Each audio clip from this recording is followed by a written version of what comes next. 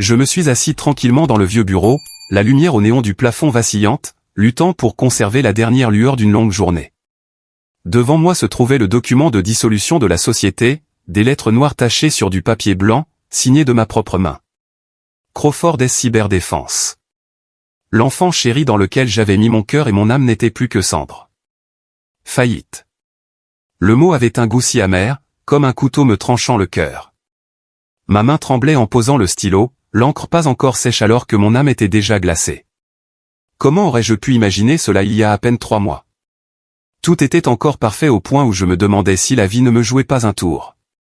Laissez-moi commencer par le début. Du temps où j'étais encore Skyler Crawford, 36 ans, PDG d'une société de cybersécurité de premier plan. Il y a 3 mois, on me louait comme une icône de la nouvelle génération de leaders. Calme, humble, discipliné et toujours fidèle à l'éthique professionnelle. Tels étaient les compliments que la presse me décernait. À l'époque, je me sentais invincible. Ma vie était comme un tableau parfait. Une carrière solide, une réputation sans tache, pas une seule imperfection. J'avais une belle épouse, Iris, et un fils obéissant, Alan. Tout semblait incassable, comme si les cieux s'étaient arrangés pour que je vive un rêve dont je ne me réveillerais jamais.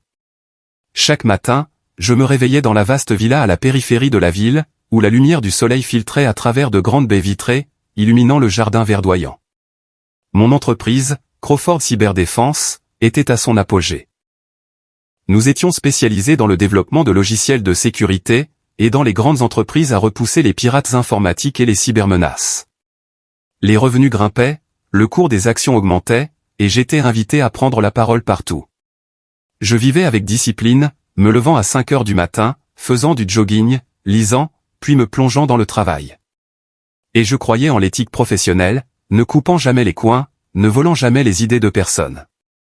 C'était mon principe de vie, et je pensais que c'était ce qui m'avait apporté le succès. Mais la vie, il s'avère, n'est pas toujours si juste. Le désastre a frappé, rapide comme une tempête inattendue. C'était un mercredi après-midi, lors d'une réunion avec le conseil d'administration. Mon téléphone a sonné et la voix de ma secrétaire tremblait.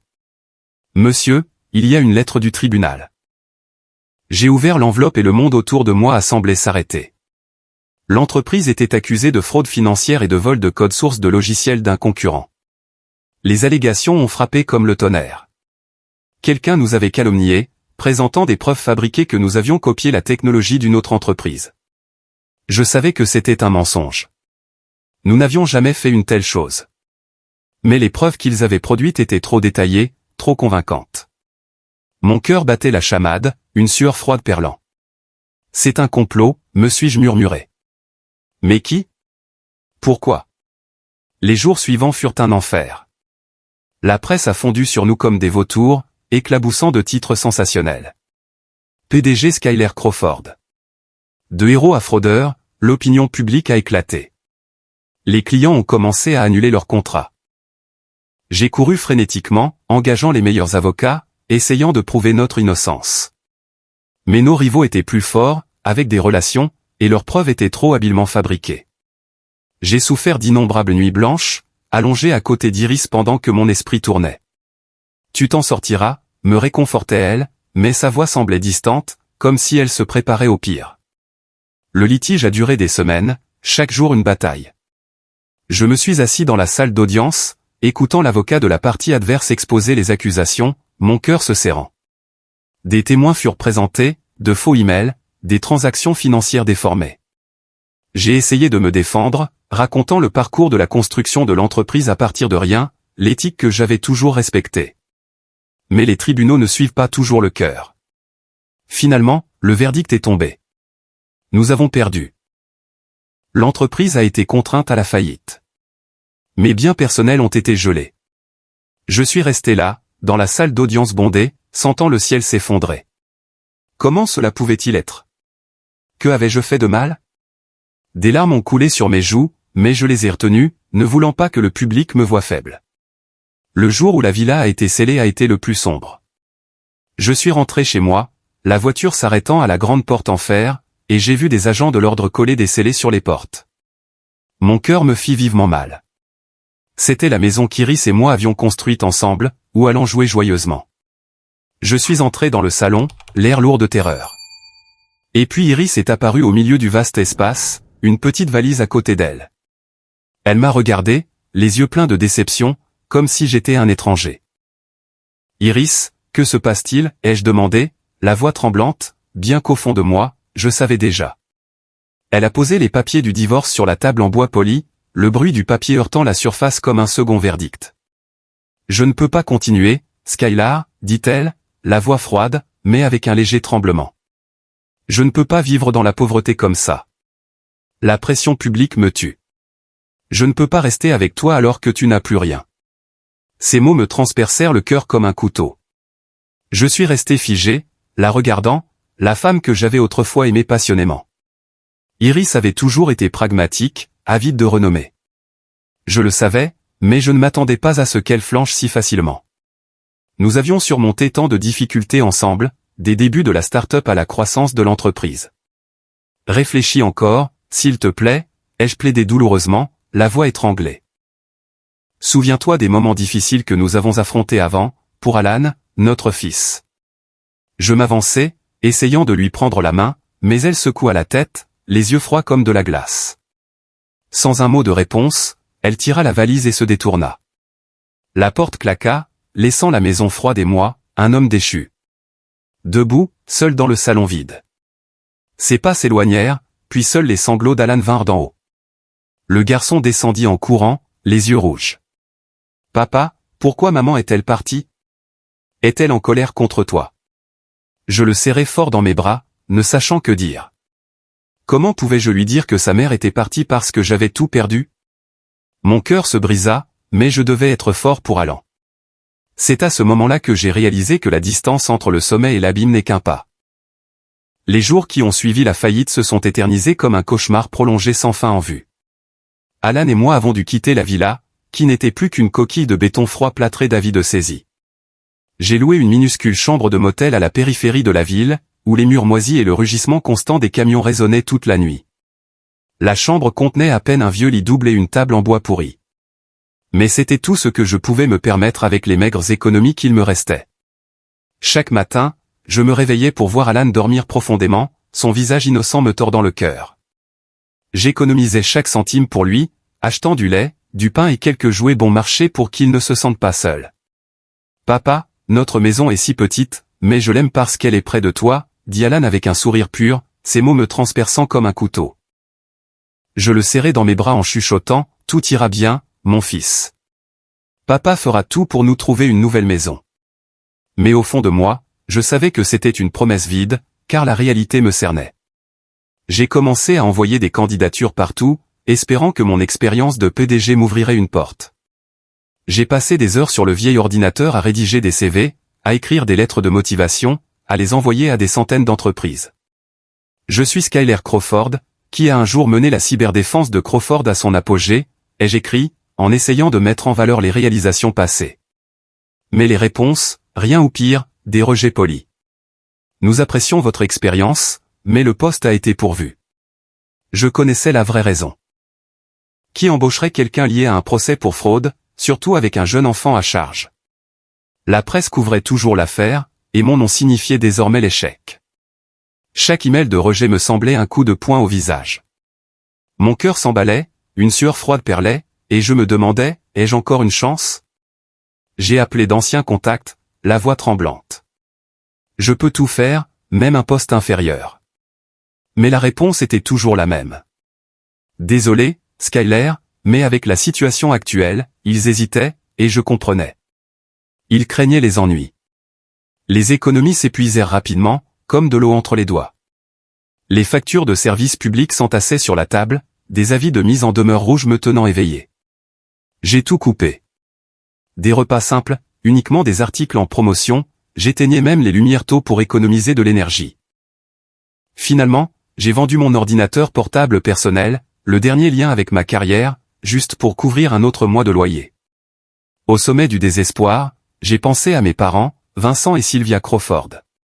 Ils vivaient dans une somptueuse villa dans le quartier chic de Westfield, où j'ai grandi au milieu des fêtes de la haute société et des dures leçons sur le pouvoir. Mon père, Vincent, 64 ans, était un magnate de la finance obscure avec une influence politique étendue. Froid, impitoyable, il valorisait la réputation par-dessus tout. Ma mère, Sylvia, 61 ans, était forte et rusée, contrôlant toujours tout autour d'elle. Il n'y avait jamais eu de véritable chaleur entre nous. Ils se souciaient plus du nom de famille que des sentiments de leurs enfants. Mais maintenant, épuisé, je n'avais pas le choix. Peut-être qu'ils aideront pour le sang, me suis-je dit, bien qu'au fond de moi, l'espoir était aussi fragile qu'un fil. J'ai conduit le vieux pick-up jusqu'à Westfield. La route était longue, le vent froid sifflant à travers la vitre fissurée, mon cœur battant. Alan était assis à côté de moi et demandait, « Papa, on va rendre visite à grand-père et grand-mère ?» Il me manque. J'ai hoché la tête, forçant un sourire. « Oui, mon fils. Ils seront heureux de te voir. » Mais les souvenirs ont afflué. Père criant à cause de mauvaises notes, mère me manipulant pour que je fasse des études de finance au lieu de technologie. J'ai pris une profonde inspiration alors que la voiture s'arrêtait à la grande porte en fer. La villa émergea avec son jardin luxuriant et sa piscine étincelante. J'ai sonné, la voix tremblante. C'est moi, maman et papa. La porte s'ouvrit et j'entrai, m'accrochant à une lueur d'espoir qu'ils m'accueilleraient à bras ouverts. Le vaste salon avec des meubles luxueux et un léger parfum. Mon père était assis, maussade, derrière un journal financier, sans lever les yeux. Il était le même. Cheveux argentés, très fins, dégageant de l'autorité. « Tu es de retour, dit-il, la voix basse et froide comme de l'acier. Je sais tout et laisse-moi te dire qu'un Crawford n'a pas le droit d'échouer. » Ces paroles me figèrent. J'essayais d'expliquer, la voix étranglée. « Papa, j'ai juste besoin d'un petit prêt pour m'occuper d'Alan, ton petit-fils. » Je le regardais, espérant de la douceur. Mais Vincent jeta avec colère le journal sur la table, le bruit résonnant. « Un prêt ? Tu me prends pour une banque ? Tu as sali le nom de la famille. Le nom Crawford est maintenant une blague publique.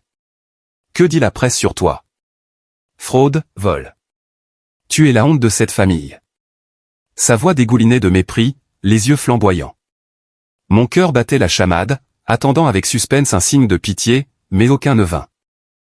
Sylvia descendit les escaliers, élégante dans une robe fluide, le visage parfaitement maquillé. Elle jeta un coup d'œil à Alan, qui se cachait derrière moi, puis se tourna vers moi, la voix glaciale. « Ce n'est pas une garderie, Skylar. Chacun fait face à ses propres conséquences. Tu as choisi ton chemin. Maintenant, assume-le. » Je restai figé. Vincent sortit quelques billets de son portefeuille, les jetant sur la table comme une aumône à un mendiant.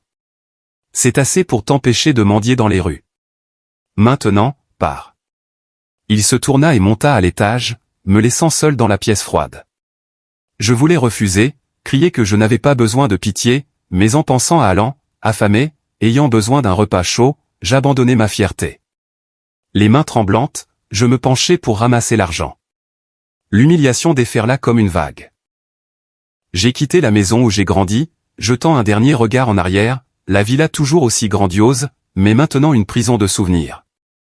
J'ai pris la main d'Alan, marchant en silence, portant le sentiment d'avoir été abandonné par mon propre sang. 2 semaines après avoir été abandonné par mes parents, nos vies ont plongé dans un véritable enfer. Les quelques dollars que mon père m'avait jetés comme une aumône avaient disparu depuis longtemps.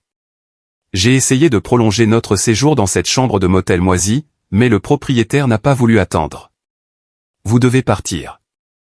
Si vous ne payez pas, je la louerai à quelqu'un d'autre, » a-t-il dit au téléphone, sa voix aussi froide qu'une sentence de mort. Je me suis tenu au milieu de la pièce, regardant autour de moi. Quelques vieux vêtements, une valise fissurée et les jouets bon marché d'Alan. C'était tout ce qui restait de nos vies. Mes mains tremblaient en rassemblant ces maigres biens, les entassant dans le vieux camion pick-up, la seule maison qu'il nous restait. Alan se tenait à côté de moi, ses grands yeux fixants. « Papa, où allons-nous maintenant ?» Je l'ai soulevé dans le camion, forçant un sourire. « Nous partons à l'aventure, mon fils. Ça va être amusant. » Mais mon cœur battait la chamade, saisi par une peur invisible. Comment allons-nous survivre ? Pas de toit, pas d'argent, juste nous deux et le désespoir, nous rongeant jour après jour. Le jour, je conduisais dans la ville, cherchant du travail comme un vagabond. Le camion grinçait à chaque accélération, une fumée noire s'échappant derrière. Mais je ne m'arrêtais pas. Je m'arrêtais dans des cafés, des ateliers de réparation, même des chantiers de construction, tenant mon CV froissé. J'ai de l'expérience en gestion, mais je suis prêt à tout faire. J'ai plaidé auprès des propriétaires de magasins. Ils m'ont regardé, puis ont secoué la tête. Désolé, nous n'embauchons pas, ou pire, vous êtes Skyler Crawford, n'est-ce pas? Ce procès. Nous ne voulons pas de problème. Chaque rejet était un coup de poignard qui me serrait la poitrine. J'ai continué à conduire, transpirant sous le soleil de plomb, l'esprit tourbillonnant de questions. Quelqu'un me donnera-t-il une chance? Ou est-ce que tout n'est qu'une illusion? Alan était assis sur le siège passager, gribouillant sur des bouts de papier pour me remonter le moral. Papa, j'ai dessiné notre nouvelle maison, a-t-il dit, et j'ai retenu mes larmes, faisant semblant de sourire. C'est magnifique, mon fils. La nuit, nous dormions dans le camion, nous couvrant d'une vieille veste pour nous protéger du froid. Je me garais dans des rues calmes, évitant les regards de la police. Le vent froid sifflait à travers la vitre fissurée, et Alan se blottissait sur mes genoux, respirant régulièrement. Mais je ne pouvais pas dormir. Je restais allongé là, à fixer le plafond sombre, écoutant la pluie crépiter ou les camions gronder. La douleur de la faillite, du départ d'Iris, du rejet de mes parents, tout s'écrasait sur moi comme des vagues. Je me souvenais des nuits dans la villa chaleureuse, Alan endormi dans sa propre chambre, Iris chuchotant à propos de notre avenir. Maintenant, tout cela était un lointain souvenir. Je dois être fort, me suis-je dit. Mais mon corps était épuisé, mon esprit vidé. Chaque nuit était une bataille contre la peur. Et demain? Que mangera Alan? J'attendais avec tension l'aube, mais l'aube n'apportait que plus de désespoir. Le garçon essayait toujours de sourire chaque fois que je le regardais, comme un petit ange en enfer. Papa, qu'est-ce qu'on mange aujourd'hui? A demandé Alan, les yeux pétillants. J'ai ressenti une culpabilité silencieuse me déchirer de ne pas avoir réussi à le protéger. Comment ai-je pu, un père, laisser mon fils souffrir comme ça? Chaque matin, j'achetais une miche de pain bon marché dans un magasin en bord de route, la partageant avec lui. Mange, mon fils. C'est délicieux, ai-je dit, mais la bouchée me restait dans la gorge. Alan la dévorait en souriant. En le regardant, j'ai juré de me relever, d'être fort. Mais plus j'essayais, plus la réalité m'enfonçait. Les entretiens échouaient les uns après les autres, les quelques pièces de monnaie se réduisant à quelques centimes. J'ai vendu ma vieille montre, le cadeau d'anniversaire d'Iris, pour acheter de l'essence et de la nourriture. Tout ira bien, me consolais-je, mais la peur grandissait, une ombre enveloppant tout. Puis, une nuit d'orage, le désastre a frappé de manière inattendue, arrêtant mon cœur. Nous étions garés sur le bord de la route, la pluie tombant comme une cascade, le tonnerre résonnant. Alan a soudainement gémi, son corps brûlant. « Papa, j'ai si chaud » a-t-il murmuré, les yeux hagards. J'ai touché son front, la panique déferlant. Fièvre élevée. Mon cœur s'emballa, les mains tremblant en le tenant.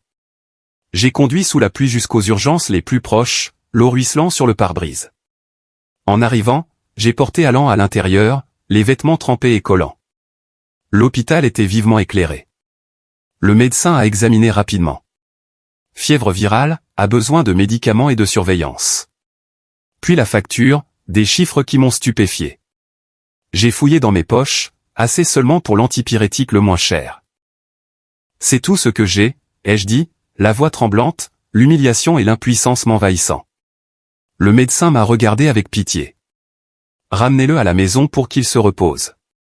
Pendant des jours, nous nous sommes abrités dans le camion, la fièvre d'Alan ne baissant pas. Je lui ai donné des médicaments, je l'ai essuyé avec des linges humides, mais il respirait lourdement, le visage rouge. Pas de nourriture correcte, juste des miettes de pain rassis et plus d'argent. Je me suis assis à côté de lui, le regardant, délirant, la peur écrasante de pouvoir le perdre pour toujours. Ne me quitte pas, mon fils, ai-je murmuré, les larmes coulant. Les souvenirs ont afflué. La naissance d'Alan. Iris le tenant joyeusement. Les après-midi à jouer dans le jardin. Maintenant, tout semblait sur le point de disparaître. Mon cœur battait la chamade à chaque gémissement. L'attente pleine de suspense d'un miracle. J'ai essayé d'appeler de vieux amis, mais le téléphone a clignoté et s'est éteint. Batterie morte. Je me suis assis en silence. L'obscurité et le désespoir se refermant. Presque brisé, je me suis affalé sur le volant. Larmes incontrôlables. La pluie tombait, crépitant sur le toit comme le tambour du destin. Pourquoi Dieu me met-il à l'épreuve comme ça, ai-je sangloté silencieusement, le corps tremblant de froid et d'épuisement. Soudain, des phares ont clignoté dans le rétroviseur. Une voiture de luxe s'est arrêtée, le moteur ronronnant au milieu de la tempête. Mon cœur s'est emballé. Qui? Problème ou salut? Une femme en imperméable s'est approchée, tapant à la fenêtre. J'ai baissé la vitre, la pluie m'éclaboussant le visage, et j'ai regardé. D'âge moyen, résolu, mais des yeux chaleureux comme une lumière dans l'obscurité. Elle m'a jeté un coup d'œil, puis allant, délirant à l'arrière. Je suis Clara, a-t-elle dit, la voix calme malgré la pluie. La gouvernante de Monsieur Jacques Preston. Il est mourant et il veut vous voir, Skyler Crawford. J'étais stupéfait, confus. Jacques Preston, le nom me disait quelque chose. Mais pourquoi moi? Pourquoi? Je ne le connais pas, ai-je balbutié, le cœur chaotique. Elle a regardé Alan, la voix urgente. Votre fils est dans un état critique. Sans traitement, il ne survivra pas, suivez-moi. Monsieur Jacques a un médecin privé.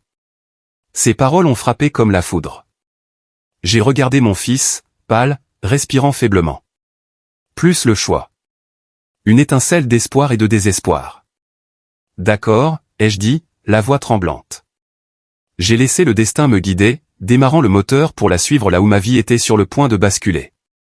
La voiture a traversé la pluie, mon cœur s'emballant de 1000 questions. Qui est Jacques? Pourquoi moi? Et Alan, mon fils? Sera-t-il sauvé?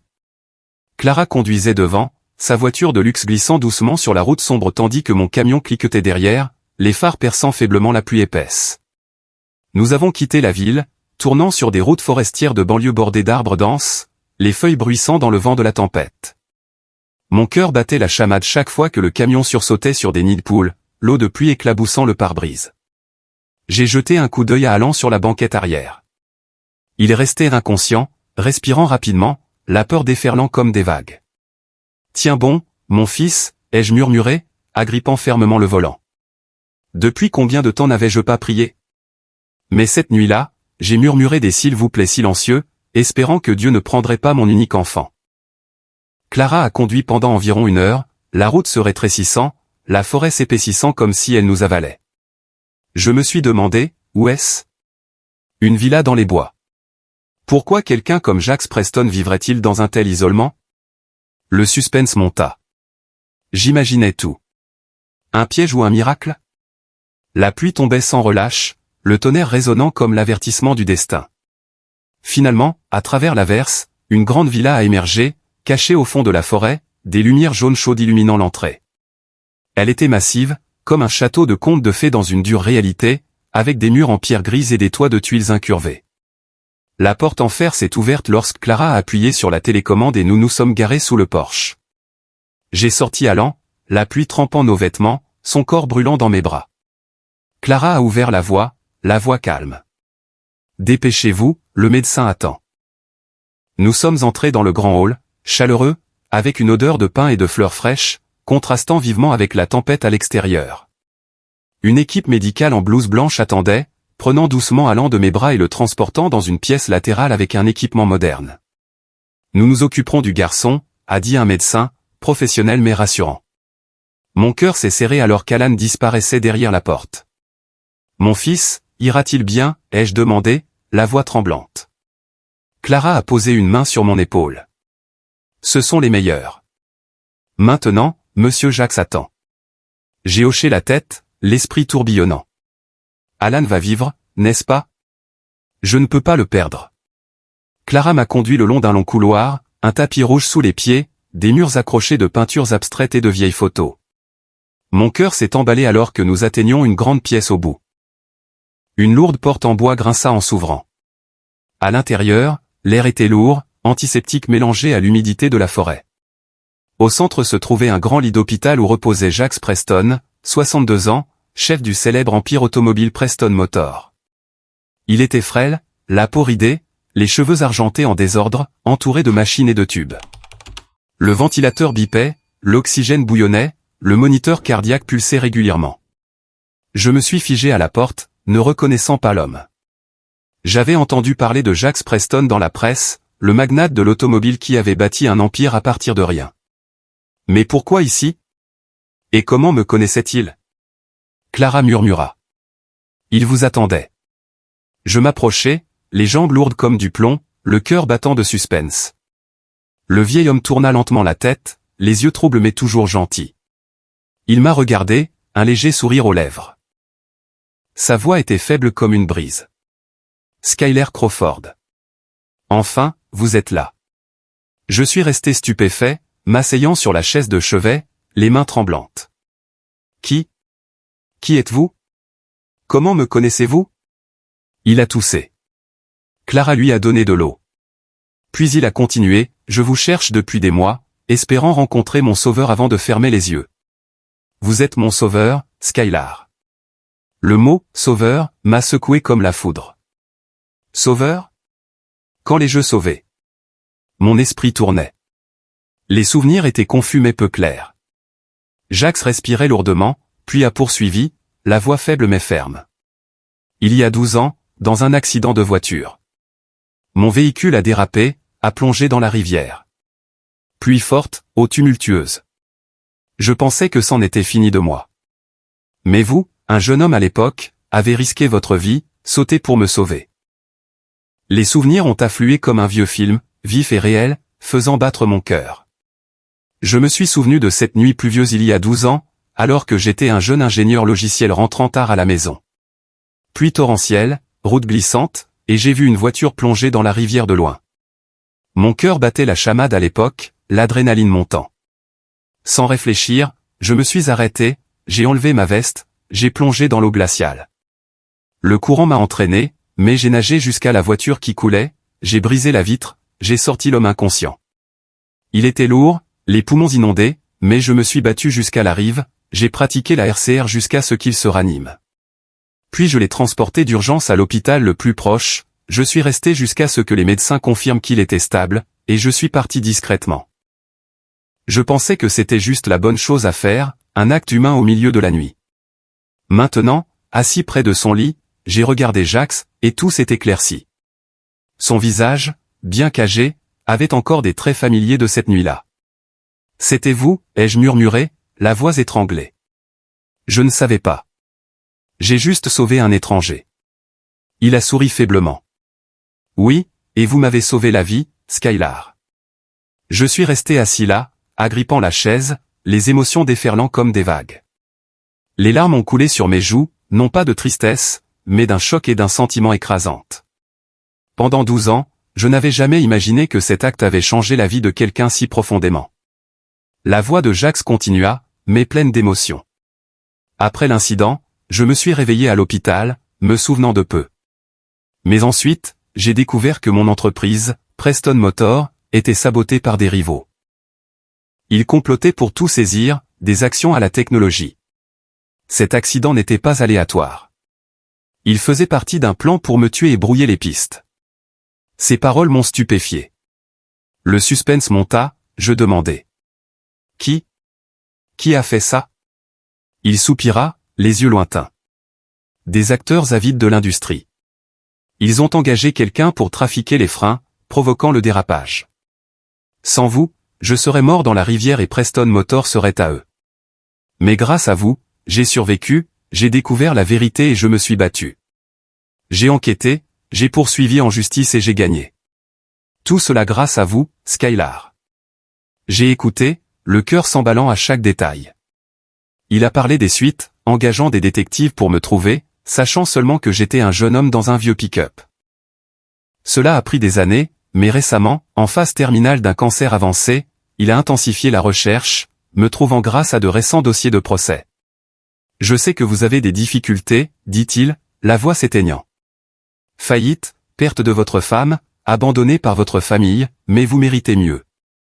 C'est pourquoi, avant de mourir, je veux vous rencontrer une dernière fois. Pour vous remercier et vous rembourser. Ces paroles me transpercèrent le cœur.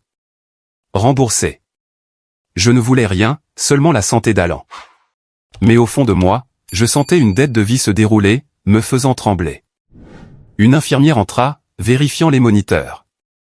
Vous avez besoin de repos. Jacques hocha la tête, les yeux toujours sur moi. Demain, nous parlerons plus.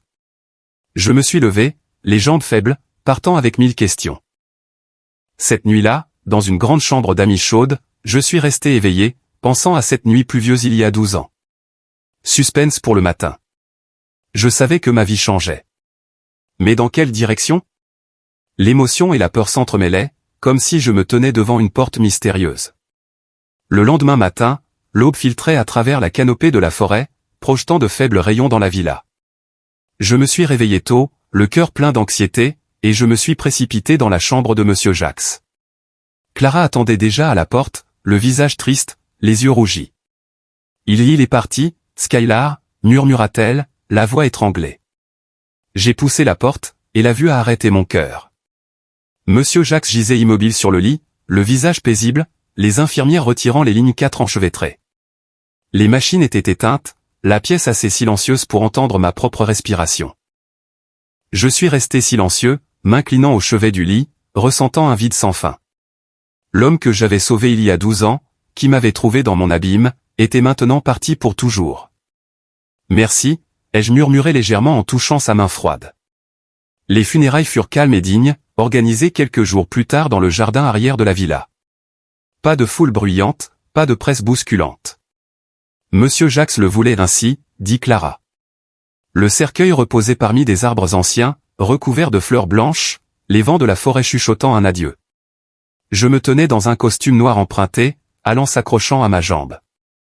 Les serviteurs, le majordome, les médecins, quelques membres du personnel proche inclinèrent leur dernier respect, les voix basses dans un vieil hymne. Alors qu'ils s'inclinaient, un poids lourd me serra la poitrine comme une pierre. Quelques jours plus tard, le deuil persistant encore, j'ai reçu un appel de l'avocat personnel de Monsieur Jacques, Marcel Moore. Sa voix au téléphone était sérieuse, courtoise. Monsieur Skylar, je dois vous rencontrer au bureau. Concernant le testament de Monsieur Jacques. Mon cœur battait la chamade. Testament? Je n'avais jamais imaginé. Et pourquoi son testament m'impliquerait-il? J'ai conduit jusqu'au centre-ville. Le cabinet d'avocat se trouvait dans un gratte-ciel étincelant, l'air froid de paperasse et de jargon juridique. Marcel Moore m'a accueilli, d'âge moyen, lunettes, costume impeccable. Nous nous sommes assis dans la salle de conférence, d'épaisses piles de documents devant nous. Monsieur Jacques a été clair dans son testament, dit-il en faisant glisser un papier vers moi. L'ensemble de sa succession, les actions du conglomérat Preston Motor, la villa, la collection de supercars et de yachts, vous est transférée. En guise de remboursement pour lui avoir sauvé la vie il y a des années. Ces mots ont explosé dans ma tête comme une bombe. Je suis resté figé, regardant le papier, les lettres d'encens, des centaines de millions, un empire automobile massif. La gratitude mêlée de confusion m'a submergé. Comment? Moi, qui avais tout perdu, en faillite, errant, maintenant choisi pour hériter de ce vaste héritage? La coïncidence était trop grande, me laissant ému mais terrifié. Mes mains tremblaient, tenant le papier. Mais pourquoi moi? Je ne suis pas son fils. Marcel secoua la tête. Je ne sais pas, mais le testament est authentifié, entièrement valide et précis. Monsieur Jacques croyait que vous le méritiez. Mon cœur s'emballa, le suspense face à ce fardeau soudain. Était-ce un miracle ou un poids? L'avocat me tendit une enveloppe scellée, du papier jaune vieilli, manuscrite, pour Skylar Crawford seulement. Selon M.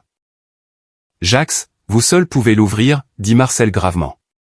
J'ai hoché la tête, l'esprit tourbillonnant. J'ai quitté le bureau, rentrant à la villa sous une pluie légère, mille pourquoi inondant mon esprit. Pourquoi moi? Quel secret se cache derrière? L'enveloppe semblait lourde, comme si elle portait le destin. De retour à la villa, je suis resté longtemps assis sur le grand canapé du salon, fixant l'enveloppe avec un étrange pressentiment, comme si elle contenait une bombe à retardement.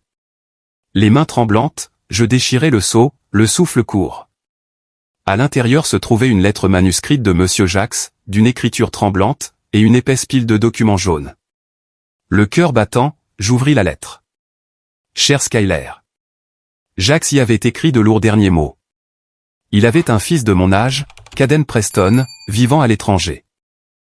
Jax avoua que son empire de toute une vie, d'un petit garage à Preston Motor, ne pouvait pas aller à Caden. Selon lui, Caden était un hédoniste, ambitieux et impitoyable, prêt à trahir toutes les valeurs pour le pouvoir. Il raconta le gaspillage de Caden, ses scandales et ses tentatives de s'emparer de l'entreprise pendant sa maladie. « Je ne peux pas laisser mon héritage tomber entre de telles mains », écrivit-il.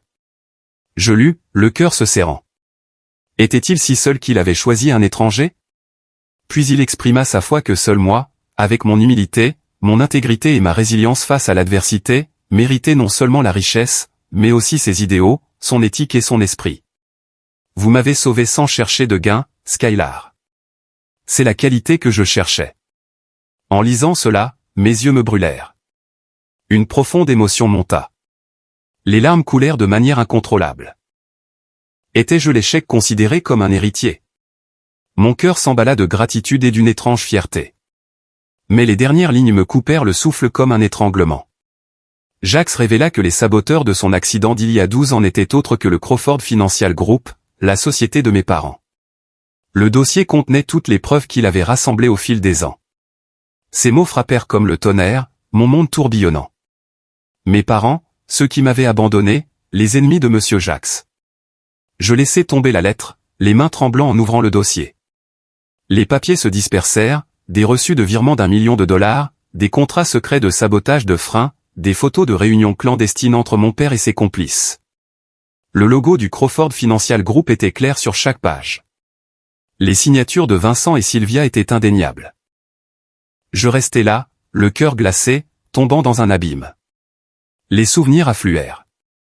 Les accords secrets de mes parents, leurs voyages nocturnes, leurs leçons sur le pouvoir sans scrupules. Maintenant, tout était lié. L'accident était leur complot pour s'emparer de Preston Motor. À la fin de la lettre, il écrivit qu'il aurait pu remettre les preuves, envoyant Vincent et Sylvia en prison. Mais en apprenant que son sauveur était leur fils, il avait choisi le silence. Je ne voulais pas que vous souffriez davantage, Skylar. Je vous laisse décider si la justice ou le pardon l'emportera. Ces paroles pesèrent comme un fardeau sur ma poitrine. Je m'effondrai sur le sol, sentant le monde s'effondrer à nouveau. L'homme que j'avais sauvé était la victime de mes propres parents. Mes parents qui m'avaient donné naissance, froids mais de mon sang, maintenant des méchants. Dans les jours qui ont suivi, mon fils et moi avons vécu dans le manoir de M. Jax. Désormais officiellement le mien en vertu du testament. La vaste villa, au fond de la forêt suburbaine, avec des chambres luxueuses, des lits moelleux et un jardin luxuriant comme un complexe hôtelier. Alan courait avec enthousiasme, explorant le garage de supercar étincelant ou la piscine extérieure. « Papa, notre maison est comme un château », criait-il chaque matin, les yeux pétillants. Je lui souris, mais le sourire était forcé, car je souffrais de nuits blanches. Je m'allongeais sur le lit king size, des draps de soie m'enveloppant, mais mon esprit tournait comme une tempête sans fin. Le dossier de preuve était enfermé dans le coffre-fort comme une bombe à retardement. Et chaque fois que je fermais les yeux, je le voyais. Des reçus, des photos, les signatures de mes parents. Je me retournais, une sueur froide perlant, le cœur battant. Que devais-je faire? Je me suis demandé des centaines de fois. Clara, la fidèle gouvernante, apportait une tisane chaque soir. Monsieur, reposez-vous. Monsieur Jax vous a fait confiance pour prendre la bonne décision. Mais quelle était la bonne décision? J'arpentais le couloir sombre, fixant la forêt noire, les souvenirs affluents. Mes parents m'abandonnant dans leur somptueuse villa, jetant de l'argent comme une aumône. Maintenant, ils étaient des assassins en puissance. La douleur mêlée de rage me coupait le souffle. Je savais que remettre les preuves de Monsieur Jax apporterait la justice. Mes parents arrêtés, l'empire Crawford s'effondrant, Monsieur Jax en paix, mais le coup était mon propre sang. C'étaient mes parents, froids et impitoyables, mais ils m'avaient élevé. M'avaient appris le monde dur. En fermant les yeux, j'ai vu deux images opposées. La justice, M. Jax souriant sereinement, Preston Motor, relancé éthiquement, le devoir filial, des parents vieillissant en prison, les yeux vides, et moi, traître à ma famille. Mon cœur se tordit, déchiré en deux. Un matin, la lumière du soleil de la forêt filtrant à travers les fenêtres, je déjeunais avec mon fils dans la grande salle à manger. Table en noyer poli garnie de toast, de fruits frais, de café parfumé préparé par Clara. Alan souriait, étalant de la confiture sur son visage. « Papa, allons nager aujourd'hui. » J'ai hoché la tête, essayant d'oublier mes soucis, mais un bruit éclata dans le hall d'entrée. La porte principale claqua, des pas frénétiques. Mon cœur battait la chamade, le suspense monta. « Qui ?» Je me suis levé, protégeant Alan alors qu'un homme de mon âge faisait irruption, flanqué d'un avocat en costume noir et de garde du corps costaud au visage de pierre. La tension crépitait comme une bombe. Clara se précipita, paniquée. « Monsieur, ils sont entrés de force. » J'ai appelé la sécurité, mais l'homme ne s'arrêta pas, fonçant dans la salle à manger, le visage rouge de rage, les yeux flamboyants. Il s'arrêta à la table, claquant une copie froissée du testament avec un bruit sourd et retentissant. « Je suis Caden Preston, » grogna-t-il en respirant lourdement. « Le seul fils de Jax Preston. »« Et qui es-tu ? Un moins que rien qui ose voler la fortune de mon père ?» Mon cœur s'emballa. Je l'ai reconnu. Le fils de Monsieur Jax, décrit dans le testament comme impitoyable et ambitieux. Il avait environ 35 ans, les cheveux gominés, une chemise chère déboutonnée, puant l'alcool. Je me suis levé, les yeux froids, les poings serrés sous la table. Le testament de Monsieur Preston est clair, ai-je dit calmement, bien que mon cœur batte la chamade. Il insultait non seulement moi, mais aussi la mémoire du défunt, M. Jax, qui m'avait fait confiance plutôt qu'à sa propre chair. Alan se cacha derrière moi, effrayé. « Papa, l'homme est-il en colère ?» Je lui caressai les cheveux en chuchotant, « Tout va bien. Reste là. » Caden s'approcha, me pointant du doigt, son haleine d'alcool piquante. « Tu as manipulé mon père mourant pour qu'il signe. Un raté comme toi. En faillite, sans abri. Comment oses-tu réclamer l'héritage des Preston ? Tu n'es qu'un parasite chanceux. Pas de sang Preston, pas de droit d'hériter. » Ces paroles me transpercèrent comme des couteaux, faisant bouillir mon sang. Je me suis souvenu de la lettre de Monsieur Jax. Caden, l'hédoniste, prêt à trahir. Maintenant, il se tenait devant moi, le visage violacé, criant. J'ai réprimé ma rage, le regardant fermement, sans me courber. Le testament reflète les volontés de Monsieur Jax. Je n'ai rien forcé. Mon silence l'enragea davantage. Il frappa la table, les verres tintants, la confiture éclaboussant. « Pour qui te prends-tu ? Je vais te poursuivre en justice. Rends Preston Motor ou tu le regretteras. » Il balança son bras, les gardes du corps avançant, l'air suffocant. Mon cœur s'emballa, attendant avec suspense un coup ou une menace.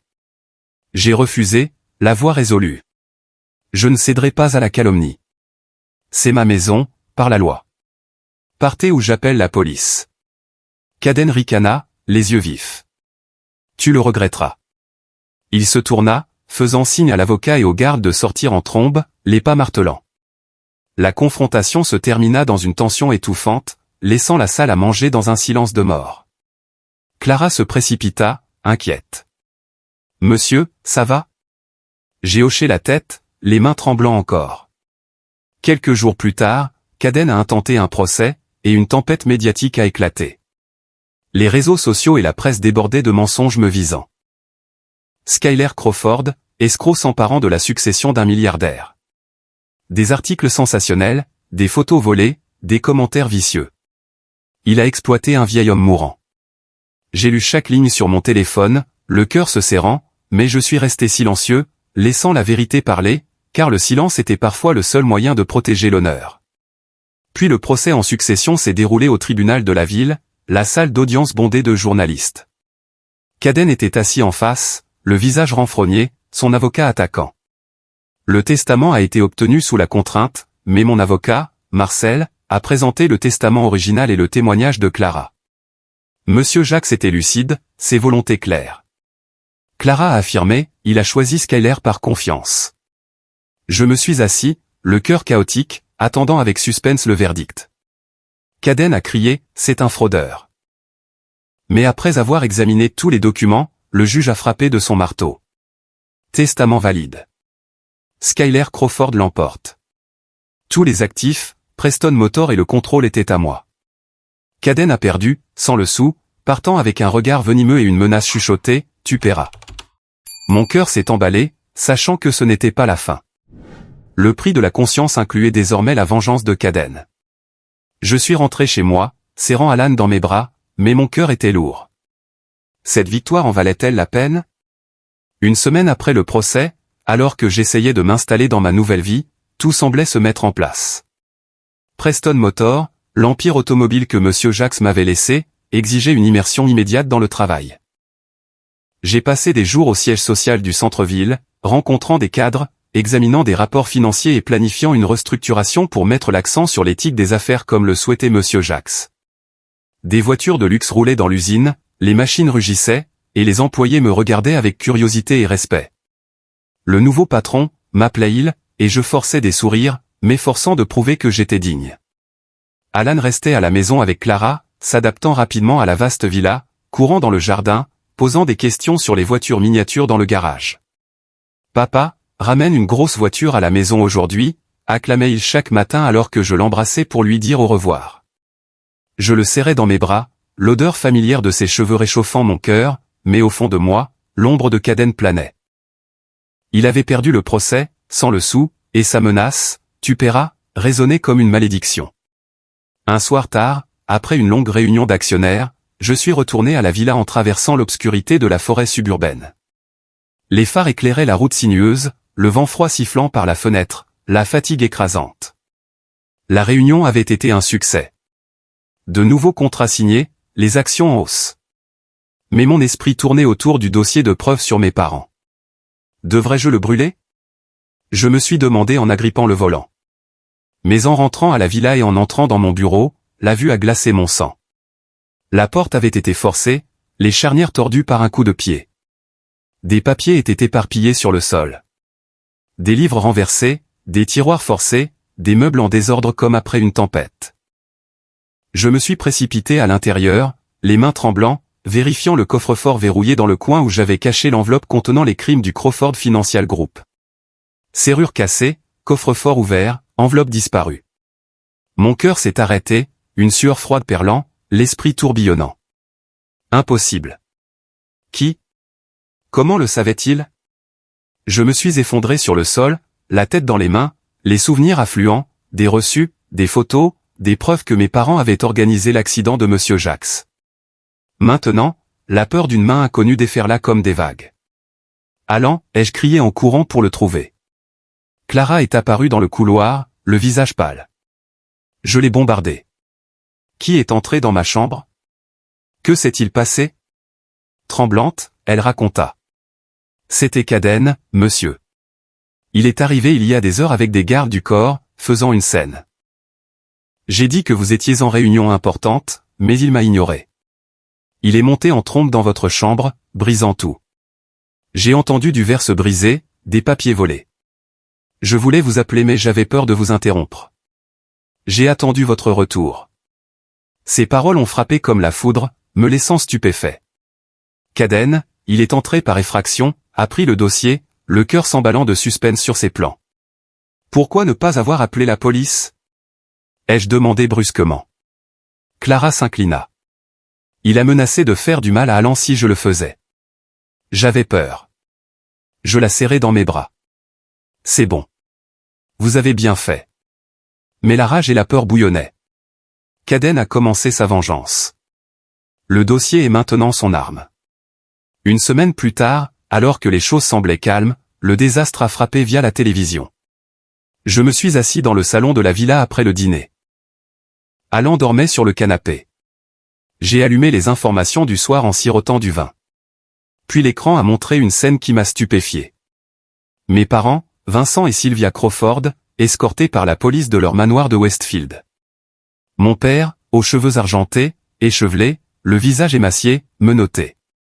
Ma mère, robe froissée, lasse et vide, évitant les caméras. Les journalistes ont crié, un couple de pouvoir arrêté. Je ne pouvais plus respirer. Le verre de vin s'est brisé sur le sol, l'écho du verre résonnant. Les enquêteurs ont annoncé que Vincent et Sylvia Crawford étaient détenus pour crimes financiers, corruption, blanchiment d'argent et tentative de meurtre. Plus précisément, l'accident de Jacques Preston il y a 12 ans, a détaillé le journaliste. Les preuves comprennent des reçus de virements, des contrats secrets, des photos de réunions clandestines. C'était le dossier de Monsieur Jacques. Le cœur se serrant, le suspense monta avec le choc suivant. L'accusateur était Caden Preston, le fils de la victime, qui avait soumis les documents. Caden Preston réclame justice pour son père, a déclaré le journaliste, le montrant souriant devant les caméras. En entendant cela, j'ai été choqué mais pas surpris. Au fond de moi, je savais que Caden riposterait en remettant les preuves de Jacques. Il n'a pas seulement pris le dossier pour détruire mes parents, mais pour frapper ma conscience en tant qu'héritier de Preston. Une frénésie médiatique a suivi. Un tourbillon balayant tout. Des titres sensationnels. L'empire Crawford s'effondre. Un magnate de la finance arrêté pour complot de meurtre. Des photos de mes parents sont devenues virales. Des commentaires vicieux. Ils le méritent. Les actionnaires se sont retirés en masse. Les actions du Crawford Financial Group ont chuté. Les partenaires ont annulé les contrats. J'ai regardé via l'ordinateur, le cœur vide comme un néant. Bien que mes parents m'aient traité durement dans les moments difficiles, m'abandonnant, me méprisant, ils m'ont donné naissance et m'ont élevé. Maintenant, leur empire s'effondrait, et moi, leur fils, je regardais impuissant. L'objectif de Caden a été atteint. Il a tranquillement quitté les États-Unis. Des rumeurs en ligne, s'envolant pour l'Europe avec les fonds restants, la vengeance claire pour me renverser indirectement. La presse a creusé. Caden Preston accuse les ennemis de son père pour contrarier l'héritier. Je me suis tenu au milieu des cendres de deux dynasties, Preston et Crawford, réalisant qu'il n'y avait pas de vrai gagnant. Monsieur Jacques s'était vengé, mais trop tard. Mes parents étaient ruinés. Caden était fauché mais satisfait. Moi, riche mais le cœur brisé. Dans les semaines qui ont suivi, le monde autour de moi a sombré dans le chaos. Là où la vérité a émergé mais n'a apporté aucune paix. Le procès de Vincent et Sylvia Crawford a attiré une attention médiatique massive, comme une pièce tragique diffusée en direct. La salle d'audience était pleine de journalistes, les flashs des appareils photo crépitant sans arrêt, les titres criant « Le magnate de la finance Vincent Crawford risque la mort par réputation ». Tous deux faisaient face à de nombreuses accusations.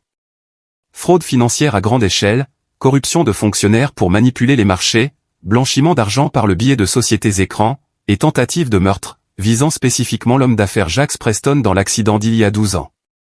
Je me suis assis dans la villa, regardant à la télévision, le cœur battant à chaque fois que mes parents apparaissaient.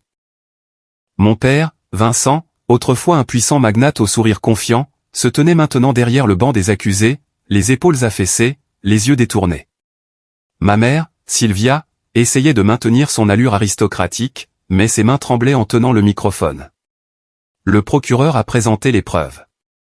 Caden a soumis le dossier d'une voix d'acier. Après 3 semaines, la sentence est tombée un matin brumeux. La salle d'audience est tombée dans le silence. Le juge a frappé de son marteau, la voix grave. Vincent Crawford est condamné à 25 ans d'emprisonnement. Pas de libération conditionnelle en raison de la gravité des crimes. Mon père a baissé la tête, les épaules secouées, silencieux. Puis ma mère. Sylvia Crawford est condamnée à 18 ans pour complicité et recel d'actes criminels. Elle a sangloté doucement, la main sur la bouche, les yeux vides. Les journalistes ont pris des photos. La foule à l'extérieur a applaudi. La justice l'emporte. J'ai suivi tout le procès en silence depuis la villa, devant la télévision. Sans me réjouir, sans douleur intense, juste un profond épuisement, comme si mon âme était vidée après toute cette agitation. Un mois plus tard, lorsque la pluie de la forêt a cessé et que l'heure de l'automne a enveloppé la ville, j'ai décidé de visiter la prison du Nord où mes parents étaient détenus pour en finir. La longue route serpentait à travers des forêts rougies, le vent froid sifflant par la fenêtre de la voiture, mon cœur battant de suspense. Que vais-je dire ? Je me suis demandé en agrippant le volant. Alan est resté avec Clara en faisant un signe de la main. Papa rend visite à grand-père et grand-mère. Amuse-toi bien. J'ai forcé un sourire, mais à l'intérieur, le chaos. C'était la dernière réunion pour clore le passé. La prison se dressait, de hauts murs de béton, du fil de fer barbelé, un air lourd comme un cimetière. J'ai passé la sécurité, j'ai attendu dans la salle des visites, le cœur s'emballant à chaque seconde. Puis ils sont apparus derrière une épaisse vitre. Vincent et Sylvia Crawford, plus un magnate et une dame. De l'autre côté de la vitre, mon père était assis, voûté, les cheveux argentés, échevelés, le visage émacié gravé de rides profondes. Il portait un uniforme de prisonnier gris, les épaules affaissées, vieilli de décennies en quelques mois. Ma mère à côté de lui, squelettique, les mains tremblant sur la table, essayant de garder contenance, mais les yeux sans vie, des vides. J'ai longuement regardé à travers la vitre froide, les émotions affluant. Pitié pour leur impuissance, colère pour leur crime et leur abandon, chagrin sans nom pour une famille qui a existé autrefois. Le cœur se serrant, les larmes montant. Papa, maman, ai-je dit au microphone, la voix tremblante. Ils ont levé les yeux, mon père fatigué, ma mère souriant faiblement. J'ai commencé, la voix étranglée. Je suis venu pour en finir. Les jours où vous avez abandonné Alan et moi quand j'ai tout perdu. Vous avez jeté de l'argent comme une aumône, vous m'avez tourné le dos froidement. Je me souviens de tout. Vos erreurs ont brisé notre famille. Et maintenant, le prix est celui-ci, en prison. Mes paroles ont coupé comme des couteaux, mais il fallait les dire. Mon père a levé la tête, les lèvres bougeant comme pour parler, mais seulement un lourd soupir, les yeux baissés. Ma mère a secoué la tête, les larmes coulant, manquant de courage pour affronter le passé. Elle a murmuré, « Skyler, puis sais-tu » Tous deux sont finalement restés muets, un silence lourd plus fort que des excuses, un mur invisible entre nous. Je suis resté assis, regardant à travers la vitre, le cœur douloureux, attendant avec suspense des excuses, une explication, mais rien, seulement des soupirs et des larmes. Je me suis levé, un dernier regard à travers la vitre épaisse. Mon père incliné, ma mère détournée, puis je me suis détourné. Des pas lents mais résolus, laissant un chapitre mort. En dehors de la prison, le vent froid m'a frappé le visage, et j'ai pleuré pour eux, pour Monsieur Jacques, pour moi-même. 2 ans ont passé depuis que le verdict a clos le chapitre. Le temps s'écoulant comme une douce rivière, emportant les fragments douloureux, laissant un Skyler Crawford renouvelé et plus fort. J'avais restauré Preston Motor à son apogée. Non seulement une simple entreprise automobile, mais un symbole d'innovation. Mon nom était cité comme un modèle de résilience et de renaissance. D'un vagabond en faillite dormant dans son camion au maître d'un empire d'1 milliard de dollars. Je me suis tenu sur des scènes lors de grandes conférences, microphone à la main, partageant mon parcours. L'échec n'est pas la fin, mais une leçon pour se relever. Les applaudissements ont tonné, mais au fond de moi, je savais que la vraie valeur résidait dans les nuits blanches et les décisions angoissantes. Mon cœur s'emballait encore, me rappelant Monsieur Jacques, le dossier de preuve de Caden, l'homme disparu dont l'ombre vengeresse persistait. Le suspense des surprises potentielles me maintenait vigilant. Mais la vie était maintenant plus stable, comme un navire robuste en haute mer. Sous ma direction, l'entreprise est devenue une nouvelle icône de la technologie des véhicules intelligents et de la sécurité numérique. Nous avons agrandi les usines, établi des partenariats avec des startups technologiques et lancé des voitures électriques avec une sécurité biométrique, empreinte digitale, reconnaissance faciale, même analyse vocale pour empêcher le vol. Les clients se sont précipités pour passer des commandes, des entreprises aux particuliers, et la presse a écrit « Skyler Crawford révolutionne l'industrie automobile, transformant les voitures en compagnons sûrs ».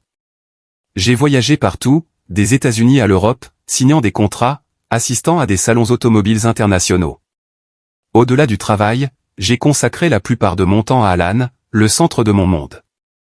Nous vivions simplement dans la villa de Preston, vaste, mais n'utilisant que quelques pièces pour la garder confortable comme une petite maison. Pas de fête somptueuse, pas de voiture tapa accent grave-l'œil qui parade, juste des repas simples que Clara préparait avec des légumes du jardin et des barbecues le week-end. Notre vie s'est stabilisée et s'est améliorée comme une rivière calme après une tempête, avec des pique-niques en forêt le week-end, des grillades et des histoires. Alan grandissait en bonne santé avec des amis de l'école et je lui disais fièrement, « Tu te débrouilles très bien, mon fils. » Je pensais que la vie était paisible, mais un après-midi, en quittant une réunion pour rentrer à la maison, tout a changé. Mon cœur s'est emballé en voyant une voiture familière garée à la porte de la villa. Une berline argentée étincelante, une plaque d'immatriculation gravée dans ma mémoire. Impossible, ai-je murmuré, une sueur froide perlant. La voiture d'Iris, mon ex-femme, qui était partie quand j'avais tout perdu. Les mains tremblant en me garant, le suspense monta. Que veut-elle? Après des années de silence, la femme qui est sortie était Iris, vêtue élégamment d'une robe noire ajustée, le visage méticuleusement maquillé, les cheveux parfaitement bouclés. Mais ses yeux montraient de la fatigue, des cernes sous la poudre, comme si la vie n'avait pas répondu à ses attentes. Elle m'a regardé, forçant un sourire. Skyler, ça fait longtemps. Le cœur battant, les souvenirs ont afflué. Le jour où elle a posé les papiers du divorce sur la table, a sorti sa valise, laissant Alan et moi dans la villa scellée. Maintenant, elle se tenait à la porte de la villa de Preston. Le soleil de l'après-midi sur son visage autrefois magnifique. Iris, que fais-tu ici, ai-je demandé, la voix calme, mais à l'intérieur, le tumulte. Elle s'est approchée, la voix tremblante. J'ai eu tort. La vie sans toi est vide. Je regrette de t'avoir quitté quand tu avais des difficultés. Je veux revenir. Recommencer. Pour Alan, pour nous. Ces paroles ont coupé comme des couteaux. Mais j'ai écouté en silence. Mes yeux ne faisaient plus mal comme avant. Juste une distance calme. Je connaissais sa raison. Pas l'amour, mais mon succès. Les éloges de la presse. L'empire Preston Motor. La vie riche. Elle avait toujours été avide de renommée, pragmatique.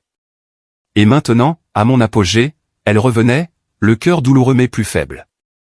J'ai refusé froidement, la voix égale. Iris, certaines portes une fois fermées ne se rouvrent jamais. Tu as choisi ton chemin et j'ai appris à vivre sans toi. Elle s'est figée, les yeux en larmes, agrippant son sac. Skyler, s'il te plaît, reconsidère. Mais je me suis retourné, entrant à l'intérieur, la porte se fermant derrière elle, ses pas s'estompant. Dans le salon, Alan a couru pour me serrer dans ses bras, les grands yeux ronds. Papa, qui était-ce? J'ai vu une jolie dame. J'ai souri en lui ébouriffant les cheveux, la voix douce. Juste une étrangère, mon fils. Maintenant, à table pour nous? Alan a souri, courant chercher un livre, et je me suis assis sur le canapé, étrangement en paix. J'ai compris, après tout, que c'était la vie qui valait la peine d'être gardée. Une vie construite de mes propres mains, dans l'honnêteté. Pas d'Iris, pas de passé douloureux, juste Alan et l'avenir devant nous. Suspense pour ce que la vie pourrait apporter. Mais maintenant j'étais prêt, fort et libre. Au printemps de la 3e année, depuis la fin de tous les procès, ma vie a tourné une nouvelle page, plus calme mais toujours pleine de sens. Les pluies de la forêt suburbaine ont cédé la place à une douce chaleur, les fleurs s'épanouissant dans le jardin de la villa, la brise transportant une odeur de terre fraîche comme un rappel de renaissance. J'ai consacré beaucoup de temps à des œuvres de charité et à l'enseignement lors de séminaires sur l'éthique des affaires, des choses que je n'aurais jamais imaginé faire. Preston Motor est resté le pilier, mais je ne me suis plus enterré dans le travail pour m'échapper. Au lieu de cela, j'ai choisi de rembourser la vie en aidant les autres. Chaque semaine, je prenais l'avion pour des universités ou de petites conférences, me tenant devant de jeunes étudiants ou des entrepreneurs émergents, partageant mon parcours. L'éthique n'est pas un fardeau, disais-je souvent, la voix chaude et stable, mais le fondement d'un empire durable. Ils écoutaient, applaudissaient, les yeux pétillants d'espoir, comme les miens autrefois, en tant que jeune ingénieur plein de rêves. Mais après chaque discours, je refusais les interviews, retournant tranquillement à la villa, évitant les flashs des médias. Pourquoi n'apparais-tu pas plus dans les nouvelles, a demandé un jour Alan en tenant un article de journal sur moi. J'ai souri en lui ébouriffant les cheveux. Parce que papa préfère le calme, mon fils. La célébrité n'est pas tout. Mon cœur s'est emballé en me rappelant le passé. Procès, faillite, parents en prison. Mais maintenant, ce suspense a cédé la place à la paix, comme si la vie me murmurait, tu as bien fait. J'ai alloué 10% des bénéfices trimestriels de Preston Motor pour créer la fondation Jacques Preston, poursuivant la compassion que Monsieur Jacques m'avait transmise. L'idée m'est venue une nuit d'insomnie, assis à son vieux bureau, feuilletant des photos de sa vie. D'un minuscule garage à un vaste empire. Vous m'avez sauvé sans chercher de gain, ai-je murmuré, les larmes coulant. La fondation s'est formée rapidement, visant à soutenir les enfants orphelins et les étudiants en ingénierie, ceux comme mon jeune moi, manquant d'opportunités mais plein de potentiel. Nous avons construit des centres d'apprentissage à la périphérie de la ville, fourni des bourses d'études à des centaines de personnes dans les domaines technologiques et organisé des camps d'été pour les orphelins, enseignant la programmation, l'ingénierie automobile et, surtout, l'éthique de la vie. En visitant les centres, j'ai vu des enfants rayonnants, tenant de nouveaux ordinateurs portables, demandant « Oncle Skyler, comment fabrique-t-on une voiture volante ?» J'ai souri en m'asseyant pour parler de Monsieur Jax. Commencer par un rêve et rester honnête. Alan se joignait souvent, jouant avec les enfants, partageant des jouets, aidant les autres. Papa, mon cœur se réchauffait en le voyant apprendre la compassion, ce que aime. Jax m'avait appris par cet acte de sauvetage. Mais en signant les chèques de la fondation, j'ai pensé à Caden, qui avait utilisé le dossier pour se venger, et je me suis demandé s'il savait, s'il le regretterait. Suspense sur l'impact de la fondation. J'ai suivi les rapports. Un étudiant boursier, maintenant ingénieur chez Preston Motor, un orphelin trouvant une famille adoptive. C'était la plus grande récompense, me faisant sourire dans les nuits calmes, sachant que la gentillesse se propageait comme des vagues sur un lac. Malgré les invitations à des événements prestigieux, des conférences TED aux forums économiques mondiaux, je suis resté humble, évitant les médias comme un rappel personnel contre la vanité. J'ai refusé la plupart, n'acceptant que de petites sessions pour des discussions directes avec le public. Je ne suis pas un héros, ai-je dit aux organisateurs au téléphone, la voix douce. Juste un survivant chanceux. La presse me poursuivait toujours, des paparazzis rôdant devant la villa, mais j'ai engagé une sécurité discrète, vivant tranquillement. Alan a demandé, « Papa, pourquoi les gens prennent-ils ta photo ?» J'ai ri. Des trucs de travail, mais je préfère être à la maison avec toi. Nous passions les week-ends à lire, à jouer aux échecs ou à nous promener en forêt. Des moments simples qui apportaient la paix du cœur. Mais dans les nuits calmes, Alan endormi, je pensais encore à mes parents en prison. Plus de ressentiment, la colère s'est estompée avec le temps. Je leur souhaitais silencieusement la paix et l'éveil avant qu'il ne soit trop tard. J'ai envoyé des lettres à la prison, des lignes simples. J'espère que vous allez bien. Réfléchissez au passé. Pas de réponse, mais je savais qu'il les recevait. La dernière visite me hantait. Mon père soupirant, ma mère silencieuse. Maintenant, je priais tranquillement. Réveillez-vous avant que le temps ne soit écoulé. Le cœur battant doucement, pensant à eux. Pas de douleur, juste une douce tristesse comme des feuilles d'automne qui tombent. Alan, maintenant âgé de 10 ans, plus mature, posait parfois des questions curieuses sur ses grands-parents. Grands, les cheveux en désordre après le football, au dîner. Papa, et grand-mère et grand-père? Pourquoi sont-ils en prison? Je ne me suis pas caché, voulant enseigner la vérité. Ils ont fait des erreurs, mon fils. Ils ont mal agi pour le pouvoir, et maintenant ils en paient le prix. Mais nous apprenons de leurs erreurs pour être meilleurs. Alan a hoché la tête, les yeux sérieux. Je ne serai pas comme ça, papa. Je serai honnête comme tu me l'as appris. Ces paroles ont coupé doucement, me faisant le serrer fort dans mes bras, les larmes montant. Nous avons parlé davantage de la vie. Le sauvetage de M. Jax, le départ d'Iris, la vengeance de Caden. La vie n'est pas juste, mais tu choisis comment vivre, ai-je dit, la voix chaude. Alan a écouté, puis a dessiné. Notre famille. Papa, moi et Monsieur Jax dans les nuages. Je l'ai accroché dans la chambre, souriant, un beau suspense sur sa croissance. Je savais qu'Alan serait un homme bon. Pas comme Caden, pas comme mon père. Ces discussions étaient des leçons de vie, guérissant de vieilles blessures. J'ai réalisé au fil des 2 ans que la vie ne divise pas les gagnants et les perdants, mais ceux qui apprennent de la douleur et ceux qui la nient. J'ai été un perdant autrefois. En faillite, errant, abandonné. Mais la douleur m'a appris la résilience. Mes parents ont nié leur faute, maintenant emprisonnés. Caden a nié la compassion, exilé. J'ai appris d'eux, devenant plus fort. La vie est une leçon, ai-je murmuré chaque matin, contemplant les fleurs du jardin en fleurs. J'ai réécrit mon vieux journal, un livre en cuir usé de jours sombres. Première page, écriture tremblante. La justice n'est pas pour la vengeance, mais pour éclairer le chemin à suivre. Chaque nuit, quelques lignes sur la fondation, les leçons d'Alan de Monsieur Jax. Aujourd'hui, un étudiant boursier a pleuré, merci. C'est la vraie justice. Le journal est devenu un compagnon de réflexion. Et un jour, je le laisserai à Alan. Ceux qui me voyaient autrefois comme un échec. De vieux amis, d'anciens partenaires, me considéraient maintenant comme la preuve vivante du pouvoir de la gentillesse et de la foi. Ils ont appelé, Skyler, tu l'as fait. Je les ai invités à la villa, j'ai partagé un café, mais je suis resté humble. Juste de la chance. La presse a écrit, Skyler Crawford, de l'abîme au sommet par la compassion. Mais je n'ai fait que sourire. La vraie victoire était de regarder en arrière sans haïr personne.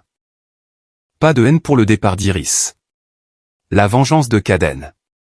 Les crimes de mes parents, juste de l'acceptation, allaient de l'avant. Le cœur plus léger. Les fardeaux levés. Un après-midi sans vent, la lumière dorée du soleil enveloppant le jardin arrière.